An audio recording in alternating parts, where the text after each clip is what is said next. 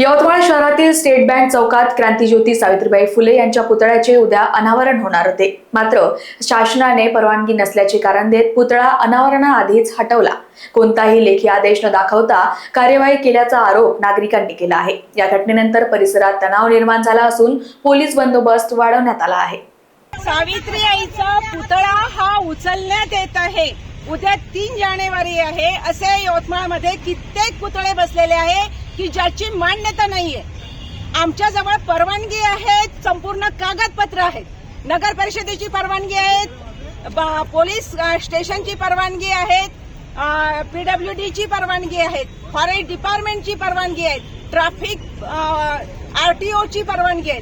आमच्या जवळ ह्या सर्व परवानगी आहेत आणि या जागेवर पुतळा बसवण्यासाठी सर्व परवानगी दिलेली आहे।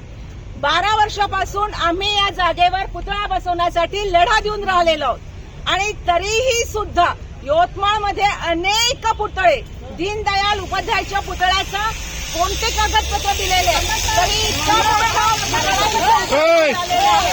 आणि फक्त या देशामध्ये या सरकारने एक महिलांवर अन्याय अत्याचार करण्यासाठी जी मोहीम उचललेली आहे त्या मोहीमचा आम्ही सर्व महिलांनी निषेध करतो आहोत। यांना लाज वाटायला पाहिजे की 3 जानेवारी उद्याला असताना ते आदेश देतात।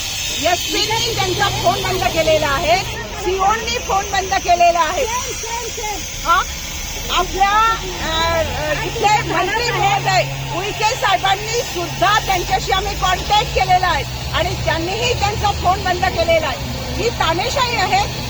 तुम्ही अधिकारी जनतेचे आहात, तुम्ही उमेदवार जनतेचे आहात, जनतेने निवडून दिलेला आहे आणि एक सावित्रीचा पुतळा तुम्हाला सहन होत नाहीये। Bureau report, Lokvahini media, Yavatmal.